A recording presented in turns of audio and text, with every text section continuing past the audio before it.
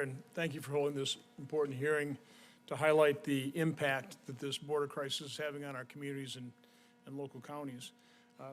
I'll put up my chart, just quick little description of what the keys are here. The colors, the gold color is single adults being encountered. This is average encounters per month, or number of encounters per month.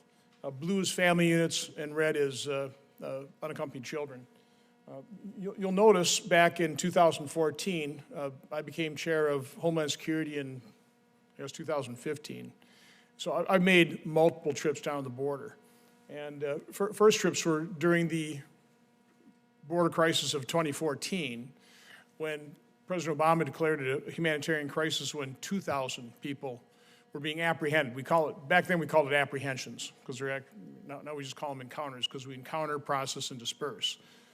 You can see that under President Trump, we had another surge. I think the worst month was approaching 4,000 people per day. Now we have what's happened over the last couple of years, this explosion. We've had Secretary Mayorkas in front of our committee a number of times. I've pressed him repeatedly in terms of what the real numbers are, in terms of total numbers coming into this country, encountered, processed, dispersed, known, unknown gotaways. I never get a straight answer.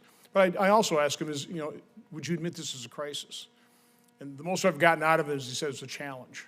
So I want to ask each one of you, is this a crisis for your city, for your county? I'll start with you, Mayor Nichols. Thank you, Senator. Yes, this is a crisis. I don't know how you look at these numbers. And when you triple or double the previous high, how that doesn't create a concern that would be called a crisis. By the way, we're down a little bit the last couple of months, but we've been over 8,000 people per day average compared to 2,000 when President Obama called that a humanitarian crisis. Mayor McCaw, is this a crisis? Yes, sir, it is a crisis. Sir, we have, I think I'm safe to say, about 4 or 5 pursuits a day going through our town. So Deputy Administrator Garcia, is this a crisis? Senator Johnson, 150,000 asylum seekers processed in Pima County from 2019 to the present. Yes, this is a crisis. It is using up resources that we need to use for other purposes, even with the federal support. Sheriff Hurd, is this a crisis, or Chief Hurd? Yes, Senator, this is a crisis. The more that are allowed to come in, obviously, and I'm a long ways from the border, but the more drugs that we have to deal with, the more crime that we have to deal with in our city. In the last fiscal year, and I asked Secretary Mayorkas here, he claimed not to know the answer, but in the last fiscal year, I believe there are 890 dead bodies found on the southwest border. I'd imagine you've encountered that and had to deal with that tragedy. So, I mean, the human toll, obviously the loss of life is enormous, but the sex trafficking, the human trafficking, the involuntary servitude, the flood of deadly drugs, just amplify the extent this is a crisis. What I want to talk a little bit about is the history of this.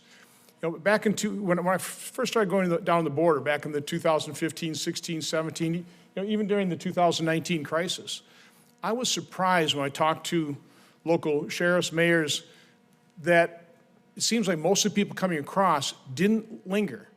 They were shot right through the city because they didn't commit crimes. They didn't want to get caught. They just wanted to get to their final destination.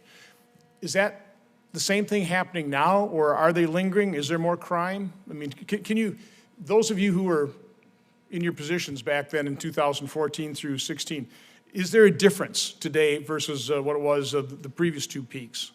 I'll start with you, Mayor Nichols. Thank you, Senator. So we don't see the large perceived violent crimes in our community. People are moving through. The problem we have, and the reason we declare proclamations of emergency, is because the transportation opportunities to leave the community, which is what the migrants are trying to do, don't exist. And that's where the emergency comes into play. Again, we're getting and this is, the administration claims this is a success. They're getting pretty efficient at processing and dispersing, correct? To all points.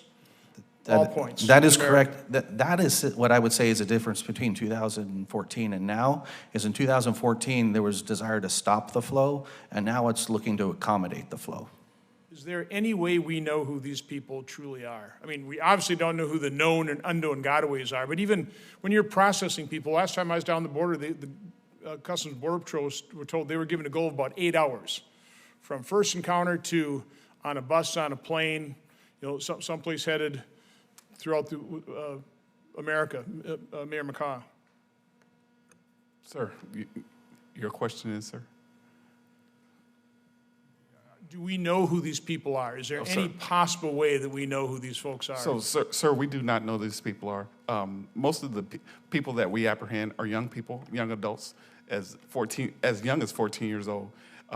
They are recruited from Phoenix, Tucson. They even come down from north. I think the first one we had was from Massachusetts.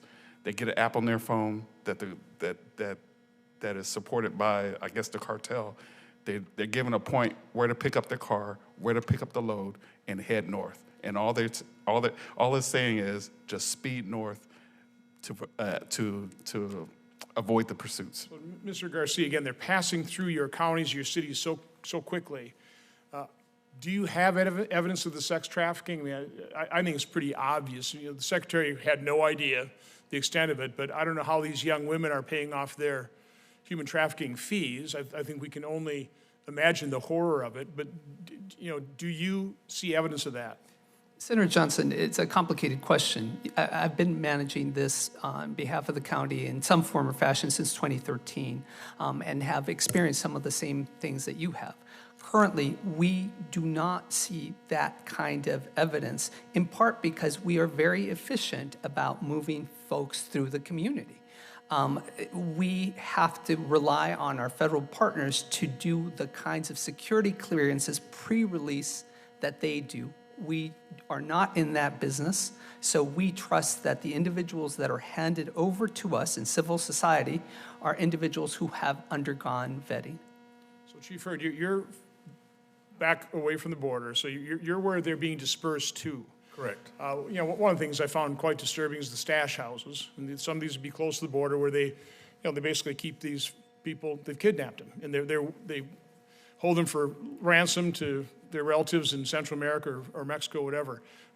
What are you seeing in terms of the human toll of some of the sex trafficking, the human trafficking, that type of thing in Oklahoma? We do see some of that. We see in these communities that these people will be taken advantage of greatly. A lot of times by people in that same community. They know they don't want to come talk to the police. They're afraid to talk to the police because they put the fear in them that the only thing we're going to do is try to deport them. They don't ask for help. They are basically indentured servants, or they have to split their check, or they're paid below minimum wage, or those types of things. We run into all of that. We also run into them when they're breaking the law and they get arrested. Then we have a hard time trying to figure out who they are. Then they make bond and they're gone. They never show up for court. We don't know where they are, where they went. Okay, well, again, thank you all for your service, for dealing with something you should not have to deal with. And again, Madam Chair, thank you for holding this hearing.